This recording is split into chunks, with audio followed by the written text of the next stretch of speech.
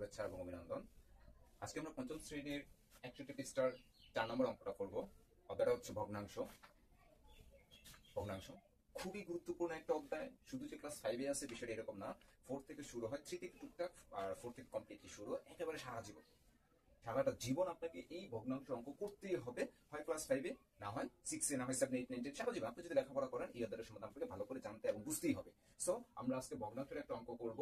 এই অঙ্কটা যদি কেউ পারে তাহলে আরো এই নিয়মে যতগুলো অঙ্ক আছে সবগুলো অঙ্ক আপনার পারে। যেমন একটা উদাহরণ দিচ্ছি, যে একজন ব্যক্তির এত টাকা, কিছু টাকা ছিল, সেই টাকাটাকে ছোট ছেলেকে দিছে এত, বড় মেয়েকে দিছে এত, হ্যাঁ ব্যাংকে রাখছে এত। প্রশ্ন করবে ব্যাংকে কত টাকা রাখছে, ছোট ছেলেকে কত টাকা দিছে, বড় মেয়েকে কত টাকা দিছে। তারপরে একজন কৃষক, তার সম্পত্তির এত অংশ সবজি চাষ করে, এত অংশ ধান চাষ করে, এত অংশ পাট চাষ করে। প্রশ্ন করবে তার মোট সম্পত্তি কতটুকু ছিল, সেই স্ত্রীকে কতটুকু দিছে। হ্যাঁ, তো তারপরে আবার একটি পিতার 3টা ছেলে মেয়ে, 3টা ছেলে মেয়ে, বড় ছেলেকে দিছে এত অংশ, ছোট ছেলেকে দিছে এত অংশ, মেয়েকে দিছে এত অংশ। প্রশ্ন করে মেয়ে কতটুকু পাইছে, তার সম্পত্তি কত অংশ দান করছে। এরকম অনেক প্রশ্ন আছে। তো এইরকম এই প্রশ্নগুলো পরীক্ষাতে আসবেই, আসবেই, আবার বলতেছে আসবেই, আসেও।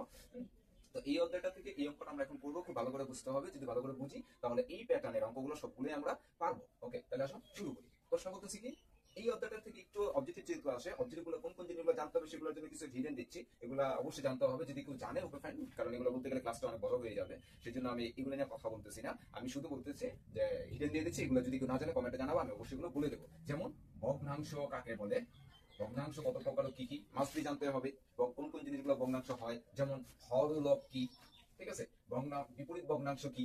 এই প্রশ্নগুলো যদি আমরা না জানি তাহলে এই অঙ্কগুলো করতে পারবো না। যেমন হরলব, ঠিক আছে। ওকে ফাইন, তাহলে শুরু করি। প্রশ্ন করতেছি কি, একটি লাঠির এত অংশ মাটিতে, একটু বলে গেছে একজন কৃষকের এটা প্রশ্ন থাকে, তাহলে বলছি একটি লাঠি 6 ভাগের 1 অংশ মাটিতে, 2 ভাগের 1 অংশ পানিতে, অবশিষ্ট অংশ পানির উপরে আছে। পানির উপরের অংশ 2 মিটার। ফেল করে, পানির উপরের অংশ হচ্ছে 2 মিটার। তাহলে লাঠির কত মিটার পানিতে আছে, ওইখানে একটা চিত্র এঁকে রেখেছে। দেখেন এটা হচ্ছে একটা বাঁশ খাড়া করানো হয়েছে একটা পুকুরে। তাহলে এই পাটটা হচ্ছে মাটিতে, আর এটা হচ্ছে পানিতে। পানির উপরে হচ্ছে এতটুকু। তাহলে প্রশ্ন যেটা বলছে পানির উপরের অংশ হচ্ছে 2 মিটার, তাহলে পানির উপরে এই পাটটা হচ্ছে 2 মিটার, এটা হচ্ছে আমাদের 2 মিটার। তাহলে প্রশ্ন করছে কি, লাঠির কত মিটার পানিতে আছে। তার মানে এইখানে আমাদের এই পার্টটুকু আমাদেরকে বের করতে বলছে, যে এইখানে এটা কতটুকু আছে। ওকে ফাইন, তাহলে এবার আমরা শুরু করি। বলতেছি কি, মাটি ও পানিতে আছে। তাহলে আমরা যতটুকু আছে আগে আমারটা আমি বুঝে নিই।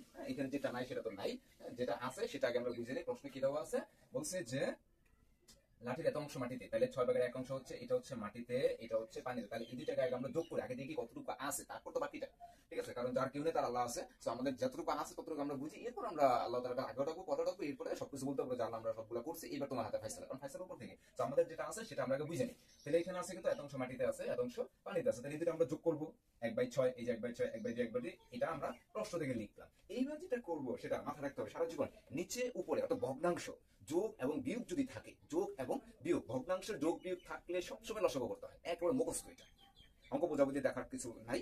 যে স্যার পারি না পারি এরকম মাথায় আনা দরকার নেই। নিচে উপরে যোগ বিয়োগ থাকলেই লসাগু, ভগ্নাংশ যোগ বিয়োগ থাকলে এটা লসাগু করতে হবে, একবারে মুখস্থ। ওকে, তাহলে আছে কত, 2 এবং 6। তাহলে 2 এবং 6, এটার যদি আমরা লসাগু করি তাহলে এটাকে ভাগ করা যাবে যদি 2 দিয়ে, তাহলে 2 ওকে 2, 3 দুগুণে 6। তাহলে গুণ করলে 2 ওকে 2, 3 দুগুণে 6, এই হচ্ছে 6। তাহলে এটা লসাগু আমরা পাইলাম 6। তাহলে 6 যদি আমরা পাই থাকি তাহলে লসাগু সিস্টেম কি, নিচে নিচে ভাগ, ভাগফল দিয়ে উপরেরটা গুণ। ছন্দটা মনে রাখতে হবে, ভগ্নাংশের ক্ষেত্রে নিচে নিচে ভাগ, ভাগফল দিয়ে উপরেরটা গুণ। এটা হচ্ছে মুখস্থ, নিজে বোঝার জন্য। আর বইতে স্যারেরা ক্লাসে পড়ে কি, হর দিয়ে হরকে ভাগ, ভাগফল দিয়ে লবকে গুণ। হর দিয়ে হরকে ভাগ, ভাগফল দিয়ে লবকে গুণ। তাহলে হর আমরা বুঝবো কিভাবে, হ লিখি আমরা। দেখেন এই যে হ নিচের দিকে যাচ্ছে, নিচে নিচে নিচে, তার মানে কি হ হচ্ছে নিচেরটা, নিচেরটা হবে হর। সো হর দিয়ে হরকে ভাগ মানে কি নিচে নিচে ভাগ। তাহলে নিচে আছে কত, 6, এখানে আছে 6। তাহলে 6 দিয়ে 6 কে যদি আমরা ভাগ করি, এই 6 দিয়ে যদি 6 কে ভাগ করি তাহলে হবে কত, 6 ওকে 6, 1, 1 দিয়ে 1 এর গুণ করলে 1 ওকে 1, এই প্লাসে প্লাস 2 দিয়ে আবার যদি আমরা 6 কে ভাগ করি, 3 দুগুণে 6, তাহলে 3, 3 এর 1 এর গুণ করলে 3 ওকে 3। বিষয়টা ক্লিয়ার? তাহলে 3 এর 1 4, আর নিচে এই 6 এর 6, এটা আমরা কাটাকাটি করব, 2 দুগুণে 4, 3 দুগুণে 6, তাহলে উপরে 2 নিচে 3, এই হচ্ছে 2 এবং 3। এত অংশ আমরা পাইলাম। এটা আমাদের প্রশ্ন দেওয়া ছিল পাশে, তো এটা আমরা আমাদেরটা পাইলাম। এইবার একটু আগে বলে গেছিলাম যার কেউ নাই তার আল্লাহ আছে। আর অঙ্কের ক্ষেত্রে মাথায় রাখতে হবে যার কেউ নাই তার এক আছে।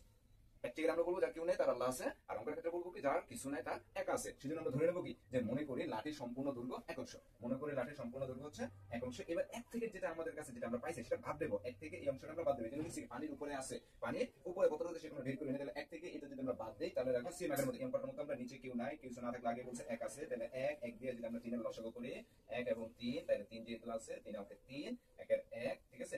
ওকে ফাইন, তাহলে আমরা লসাগু পেলাম 3। তাহলে 3 দিয়ে যদি আমরা নিচেটাকে ভাগ করি, 1, 3 দিয়ে 1 এর গুণ করলে 3 ওকে 3, মাইনাস এই 3 দিয়ে যদি আমরা 3 কে ভাগ করি তাহলে 3 ওকে 3, 3 দিয়ে যদি 1, আর তিনটা যদি 2 কে গুণ করে 2 ওকে 2, তাহলে 1/3 থেকে 2 গেলে বিয়োগ খোলা থাকে 1, এই 3 এর 3। আশা করি এতটুকু খুব ইজিলি ভাবে আমরা বুঝতে পারতেছি, কারণ লসাগু যদি আমরা করে থাকি, লসাগু বুঝলেই আমরা এই অঙ্কগুলো খুব ইজিলি বুঝবো। এইবার দেখেন এটা কি পেলাম আমরা, পানির উপরের আছে, তাহলে পানির উপরের অংশ আমরা এখানে পাইলাম। আমাদের প্রশ্নের মধ্যে কিন্তু দেওয়া আছে যে পানির উপরের অংশ 2 মিটার। পানির উপরের অংশে যেটা প্রশ্ন দেওয়া আছে সেই আমরা লিখবো কি প্রশ্ন মতে যে এত অংশ দৈর্ঘ্য হচ্ছে 2 মিটার, কারণ এই অংশটা কই আছে পানির উপরে, আর প্রশ্নের মধ্যে দেওয়া আছে পানির উপরে 2 মিটার, তাহলে এটা সমান সমান এটা। এবার খেয়াল করেন এখানে একটু বোঝার জিনিস আছে, সেটা হচ্ছে কি বলছিলাম যে একবার সম্পূর্ণ অংশ পানির দৈর্ঘ্য এই 2 আর 2 এই পাশে যদি থাকে, প্রথমে যদি থাকে তাহলে এটাকে সমান সমান ওই পাশে গিয়ে সবসময় উল্টা হয়ে যায়। এই পাশে যদি যোগ থাকে ওই পাশে গিয়ে হয়ে যায় বিয়োগ, এই পাশে যদি বিয়োগ থাকে ওই পাশে গিয়ে হয়ে যায় যোগ। উদাহরণ ক্ষেত্রে যে আমরা যে জিনিসটা দিই সেটা আমাদের নিজেদের ক্ষতি করে দেই না, আমরা উপকার করি মানুষের, কিন্তু নিজের সর্বস্ব দিয়ে না। উপকার অবশ্যই করতে হবে, কিন্তু নিজেকে নিজের সর্বস্ব দিয়ে না।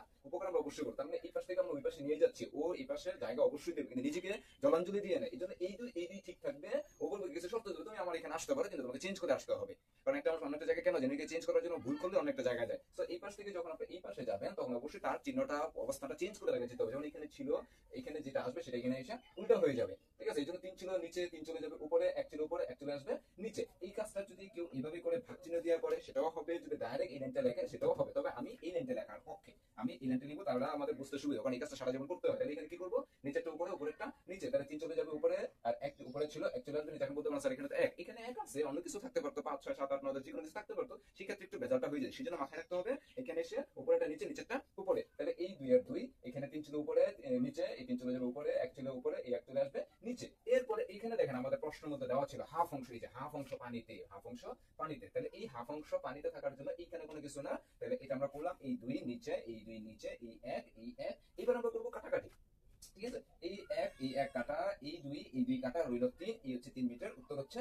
3 মিটার। এখন আপনি যদি বলেন যে স্যার আমি তো কাটাকাটি বুঝি না, সেটা ক্ষেত্রে এখানে একটু করে দেখাচ্ছি, কাটাকাটি করতে হবে না। কত আছে, 2 গুণন 3 গুণন 1, নিচে কত 1 গুণন 2 ইজ ইকুয়াল টু কত আসছে 2। আমরা কোনো কাটাকাটি করবো না, ক্যালকুলেটরের কাজ, ক্যালকুলেটর শুধু যোগ করে দেবো। 1 দিয়ে 2 গুণ করেন, 2 ওকে 2 2, আর এই 3 3 গুণে 6 6 ওকে 6। তাহলে 2 দিয়ে 3 এর যদি আমরা কাটি আসবে 3 গুণে 6, বা কাটবো না, ক্যালকুলেটরে ভাগ করে দেন। 2 দিয়ে 6 এর ভাগ করে আগে উপরেটা লিখতে হয়, ছোট হোক বড় হোক, ক্যালকুলেটর ভাগ করার সময় অবশ্যই আগে উপরেটা লিখতে হয়। তাহলে উপরেরটা আগে লিখবো, এটা দিয়ে 2 দিয়ে যদি ভাগ করি তাহলে অটোমেটিক্যালি চিহ্ন চলে আসবে। তাহলে আমাদের কাটাকাটি শিখতে হবে এমন কোনো কথা নাই, যেহেতু আমাদের স্কুলে পরীক্ষাতে ক্যালকুলেটর অ্যালাউ করে, ক্যালকুলেটর নিয়ে যেতে দেয়, ক্যালকুলেটর দিয়ে এই কাজগুলো করে ফেলবো।